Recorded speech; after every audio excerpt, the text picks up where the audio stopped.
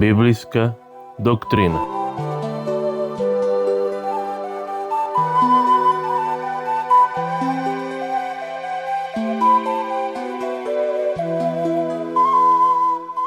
Оваа тромесечие ќе проучаваме тематиката растење во односот со Бога.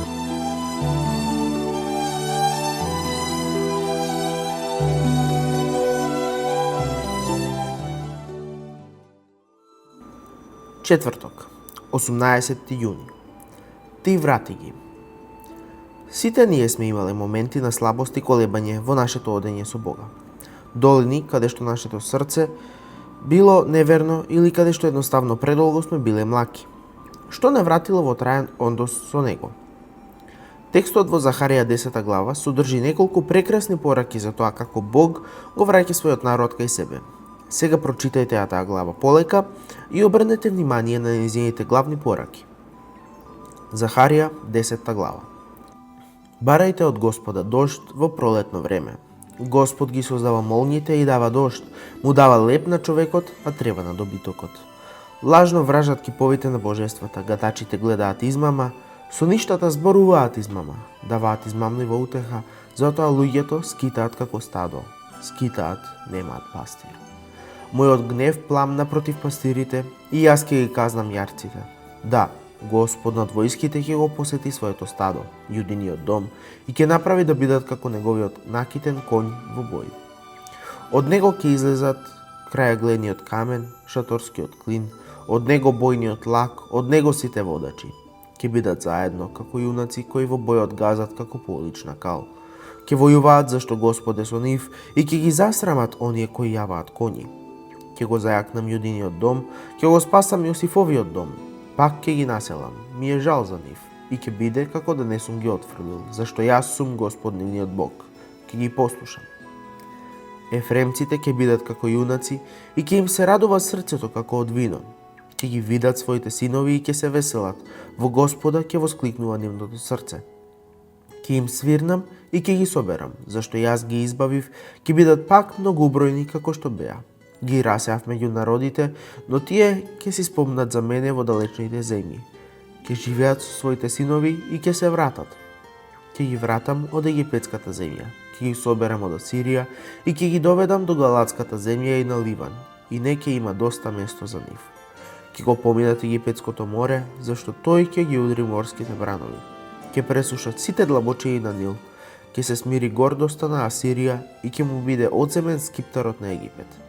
Нивната сила ќе биде во Господа. Тие ќе се прослават со неговото име, говори Господ. Во практична смисла, да знаете како да се поврзете и да комуницирате со саканата личност која го напуштила својот однос со Бога, може да биде тешко и да представува голем предизвик. Може би се прашувате што можело да се направи поинаку за исходот да биде поинаков. Може би се прашувате како да комуницирате со нив сега кога имаат поинаков поглед на светот. И може би се чувствувате фрустрирано и безпомошно поради лошите одлуки што може би се уште ги донесуваат. Ваквите размислувања секогаш ќе влијаат на тоа како се однесувате кон тие драги личности. И затоа е толку важно да живеете и да зборувате од вишокот на она што се создава во времето што го поминувате сами со вашиот Спасител.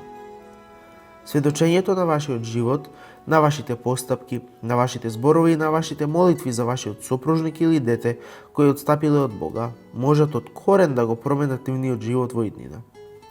Читајте Лука 22 глава 31-32 стих и Јован 21 глава 15-17 стих, како молитвите на Исус за Петар ја промениле неговата иднина.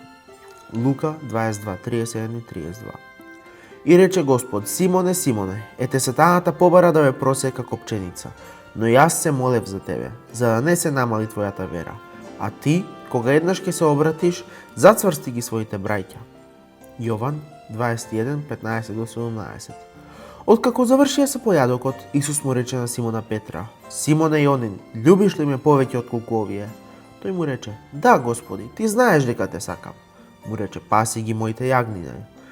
Му рече пак повторпат: Симоне Јонин, љубиш ли ме? Му рече: Да, Господи, ти знаеш дека те сакам. Му рече: Води ги моите овци на пасење. Му рече по трет пат: Симоне Јонин, ме сакаш ли? Петар се нажали дека по трет пат го праша: ме сакаш ли? И му рече: Господи, ти знаеш се, ти знаеш дека те сакам. Исус му рече: паси ги моите овци. Ослободете се од секоја тага, осуда или замерка што може би ја чувствувате кон нив и барете од Бога да ги замени тие чувства со љубовта што само Тој може да ја даде. Замолете го да го вреже во вас неговиот карактер, за да бидете пример на несебично однесување полно со љубов. Имајте предвид дека ништо не може да изврши толку силно влијание врз човечката душа како несебичниот живот. Најсилниот аргумент во полза на Евангелието е христијанин кој е исполнет со љубов и кој умее да ја споделува со другите. Елен Вајт, Здрав и среќен живот, страна 470 оригинал. Преку нашиот пример на доследен живот што ги насочува другите кон Христа, оние што го отфрлиле ќе видат во нас нешто што може да потекнува само од Бога. Тие ќе го видат оној мир што го надминува секој ум, љубов која никогаш не се откажува и надеж која што верува и покрај сите пречки. Божјата љубов кон нас и нашите сакани никогаш не престанува. Таа љубов што ја примаме секојдневно можеме да им ја пружиме на оние околу нас. Зашто не охрабрува текстот во Ефесијаните 3 глава 17 до 19 стих? А вели: да преку вера да се всели Христос во вашите срца, да бидете вкоренети и засновани во љубовта, за да можете да сватите со сите свети што е ширина и должина, и височина и длабочина, и да ја познаете Христовата љубов, која го надминува знаењето, за да се исполните во целата Божја полнота.